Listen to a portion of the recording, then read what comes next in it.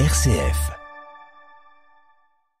C'est une année très particulière pour l'SP Basket de Châlons-en-Champagne qui célèbre son centenaire, un siècle d'histoire, de passion et de basket qui sera fêté en grande pompe le samedi 5 juillet prochain. Bonjour Hubert Cartel. Bonjour Christopher. Président de l'SP Basket depuis 35 ans, merci d'être avec nous aujourd'hui dans le studio de RCF Cœur de Champagne. 100 ans d'histoire, ce n'est pas rien. Quel sentiment vous anime en tant que président à l'approche de cette journée d'anniversaire ? Déjà, le bonheur de faire 100 ans. Oui. Parce que c'est pas évident pour une institution, pour une structure de vivre 100 ans.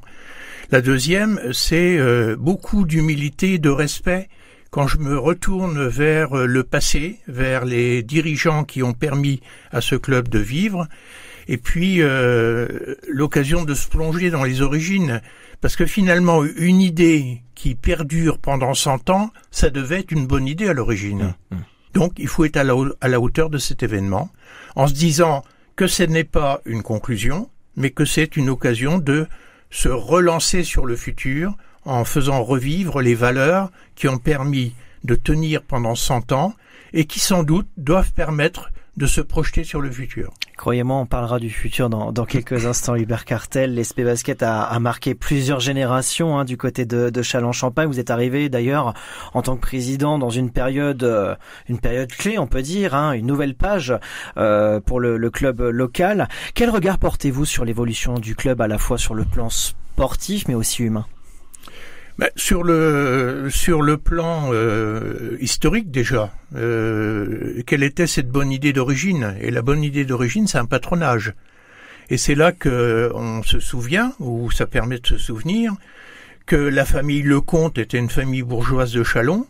Parmi les enfants, un était prêtre, l'abbé Lecomte, et la famille Lecomte, pour faire vivre les patronages de l'époque, a abandonné un grand immeuble qui était rue Pasteur à Châlons.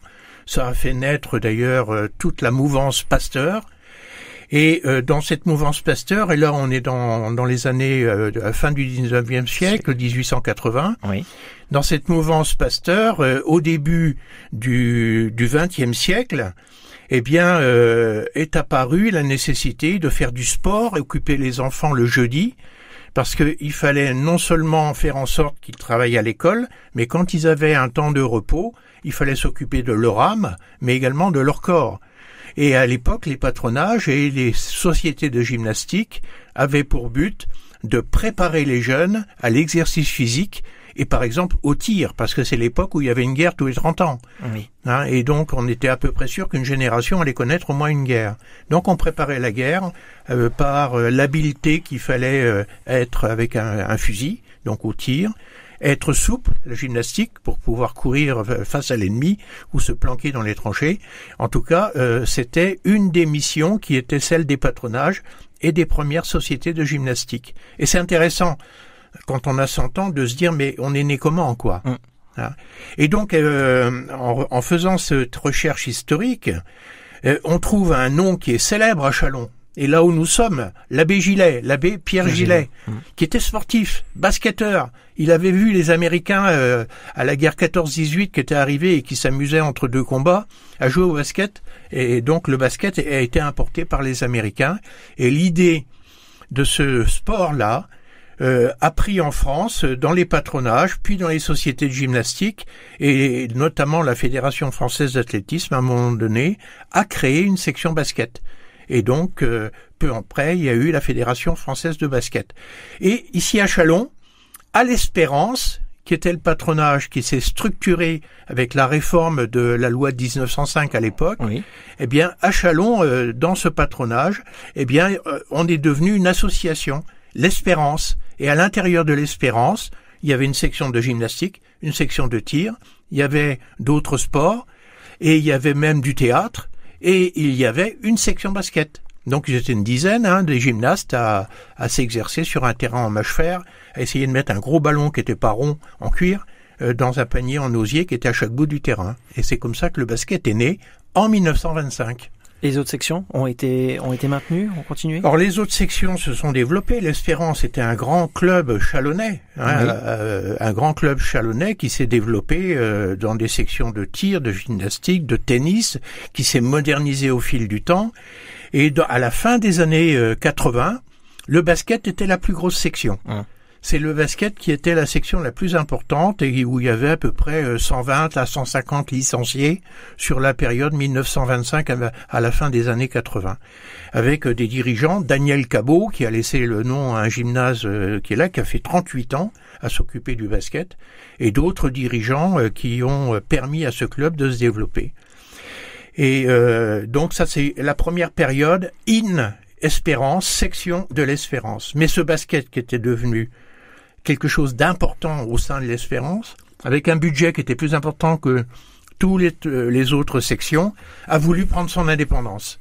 Et c'est à partir de 1987 qu'il a pris son indépendance pour porter un projet extrêmement ambitieux.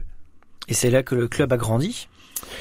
Alors c'est là que le club a vu arriver des dirigeants particulièrement ambitieux, Jean Arnoux, qui était agriculteur rue d'Attila ici à Châlons, qui était pas un basketteur du tout, mais qui était un entrepreneur, qui a rencontré un garçon absolument exceptionnel qui était Jean-Paul Beugnot, grand basketteur 2,7 m, le premier géant qui savait courir et sauter et qui a fait plusieurs nombreuses campagnes avec l'équipe de France, 3 Olympiades, un des plus grands joueurs de l'histoire du basket français, que j'ai eu le bonheur de connaître. Donc cette équipe-là, en 1987, s'est dit, 1, il faut qu'on prenne notre indépendance, 2, il faut qu'on trouve des financements, 3, une fois qu'on aura embarqué dans notre ambition la ville de Châlons et Jean Ressier, qui était le maire à l'époque, parce qu'il nous faut une grande salle, la salle de Cabot avec 500 places, même si on en met 800, ça fait pas le compte, et on va monter ce club en Pro A, c'est-à-dire le plus haut niveau du basket français.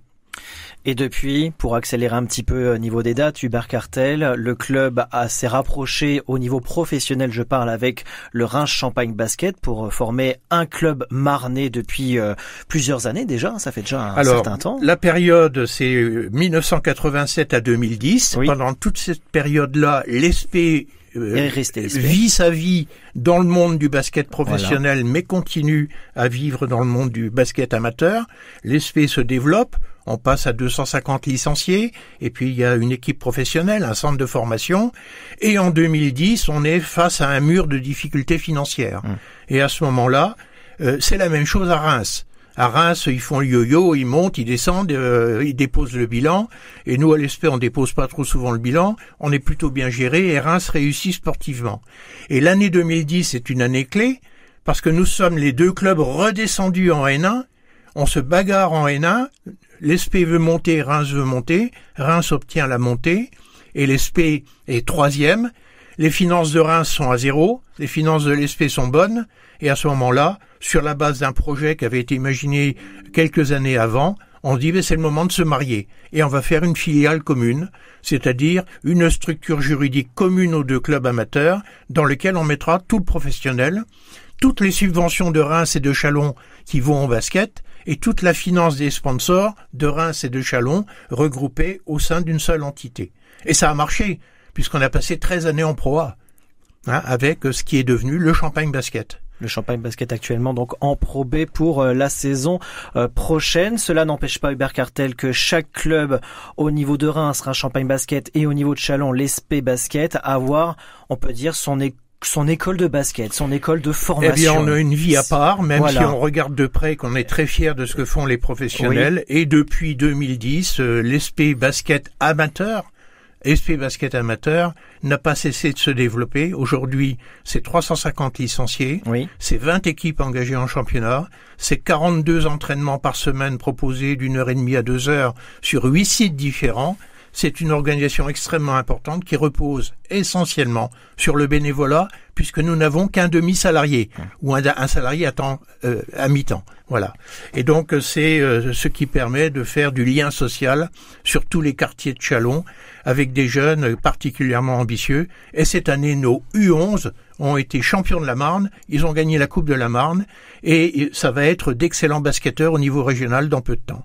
Hubert Cartel, président de l'ESP Basket de Châlons-Champagne avec nous aujourd'hui sur RCF. Hubert Cartel, parlons des 100 ans. Désormais, on y va, on approche. Ça arrive à grands pas ce samedi 5 juillet. Quels sont les temps forts prévus justement pour cette grande fête du centenaire? Alors les temps forts, on commence déjà par être concentré sur nous-mêmes. On va faire l'assemblée générale de la saison 2024-2025. À partir de 16h, on commencera à célébrer les 100 ans avec des gens venus des quatre coins de la France, voire même de l'étranger, des anciens joueurs. Des dirigeants. Des dirigeants, bien évidemment. Et nous allons passer un grand moment de récompense et de reconnaissance à tous ces gens-là qui seront là, en ayant une pensée pour ceux qui nous ont quittés, bien sûr. Et ensuite, on va aller, une fois qu'on aura récompensé tous ces gens-là, il y aura le résultat d'un grand concours de pronostics qui a été lancé où il fallait trouver des 5 majeurs de rêve. Oui. Et ça a bien marché. On a eu 211 participants. On connaît maintenant les vainqueurs, mais je le dirai pas aujourd'hui. Ça sera le 5 juillet. Faudra attendre. Et ensuite, il y aura tourner vers le futur, le match des champions. On a 20 U11 joueurs U11. Ils vont se rencontrer dans 2 équipes équilibrées. Ça va être un combat sur le terrain. 4 cartons, à l'intérieur des cartons, on fera des animations. Tout ça après des concours d'adresses qui auront été faits sur les boulodromes autour de Cabourg. Et donc, ça va être une après-midi de sport, mais surtout une après-midi où on va marquer notre reconnaissance. On va y avoir surtout le plaisir de se retrouver entre tous les anciens de toutes ces générations qui seront là, qui vont se rappeler les bons souvenirs. Et tout sera organisé sur le site pour que tous les souvenirs remontent à la surface. Voilà le programme de la journée. Au Palais des Sports, Pierre de Coubertin? Non, à Cabourg. À Cabourg. Parce que c'est à Cabourg notre siège. C'est à Cabourg le cœur de nos activités. Un apéritif géant à partir de 19h30, offert par le club. Et ensuite un barbecue géant et la soirée des souvenirs et des échanges. Tous les auditeurs sont les bienvenus à cet anniversaire. Ceux qui aiment le basket et qui s'intéressent à l'Espérance ou à l'ESP Basket, à son histoire, ils peuvent venir se glisser parmi tous ceux qui se sont inscrits et on ne les mettra pas dehors. Voilà. Avant de nous quitter, Hubert Cartel, après ce centenaire, on parle forcément de l'avenir, je vous l'avais promis, on va parler quand même du futur. Quels sont les projets, les ambitions pour l'avenir du club, que vous avez en tête ou avec la direction? Alors, il y a pas mal de projets. Le premier, cette année, d'abord, on a confirmé autour d'un projet sportif que notre vocation, c'était la formation des jeunes. Oui, c'est priorité. Concrétisation cette année, nous sommes devenus école française de mini-basket 3 étoiles, un label. Deuxième label, bravo. Club formateur 3 étoiles. On l'a obtenu il y a quelques semaines. Et le 3e label, c'est label citoyen. 1 étoile seulement, ça veut dire qu'on peut progresser. En gros, aujourd'hui, on retrouve toutes les dimensions qui sont celles de notre club dans sa mission. C'est s'occuper des petits dès l'âge de 5 ans. C'est en faire des petits champions. Bien les former des bénévoles, des animateurs. On met un gros budget sur la formation pour avoir un maximum d'entraîneurs formés. Et puis, le développement de l'esprit citoyen. Et l'esprit citoyen, ça veut dire que finalement, on est en charge d'une forme d'éducation à la vie à plusieurs. Et c'est un sport collectif, le basket. On apprend l'existence de l'autre. On sort les yeux de sa console. On apprend à gagner ensemble. On apprend surtout à perdre ensemble. Et on apprend à rester ensemble. Et on apprend à se parler. Voilà, c'est ça l'objectif de ce club dans sa dimension citoyenne. Donc nous avons des projets, et les projets, c'est de poursuivre le développement sur ces axes-là, avec des moyens que malheureusement nous n'avons pas à notre disposition, mais que nous savons que nous devons acquérir nous-mêmes. On a acheté un terrain, on va installer un practice de basket, peut-être un gymnase annexe à Cabourg un de ces jours. Les bases de tout ça sont en marche. On s'organise pour avoir les finances pour le faire, même si notre club, pour 350 gamins, je le dis souvent, ne dépense pas plus de 80 000 euros chaque année, dont 30 000 euros qu'on renvoie à la Fédé. Ce qui est beau. Donc, ça coûte 50 000 euros en réalité pour 350 gamins. Vous connaissez, vous, beaucoup d'institutions de formation qui font 4 heures par semaine de formation, plus les matchs le samedi, pendant 35 semaines, pour un budget de 50 000 € pour 350 gamins.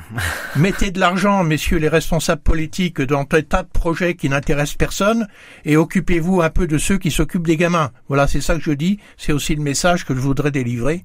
Parce que finalement, on s'aperçoit que les fonds publics, il y en a de moins en moins.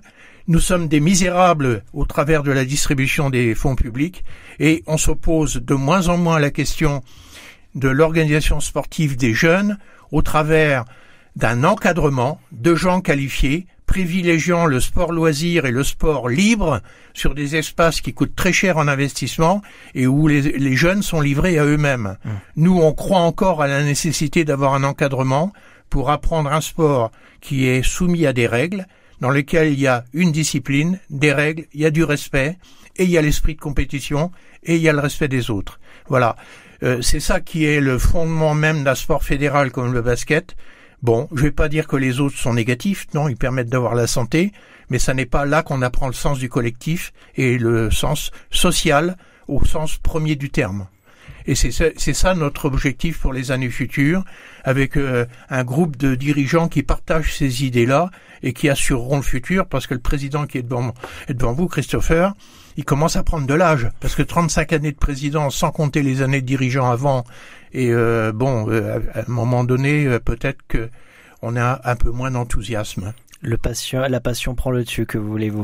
La passion des choses bien organisées, oui, oui, surtout bien évidemment. ça. Voilà. En tout cas, le message est transmis. Merci beaucoup, Hubert Cartel, président de l'ESP Basket. On vous souhaite un très bel anniversaire du club. Rendez-vous donc le 5 juillet pour cette journée qui s'annonce historique pour l'ESP Basket de Châlons-Champagne, et longue vie à l'ESP de basket. Et merci à Christopher et à RCF. Merci beaucoup.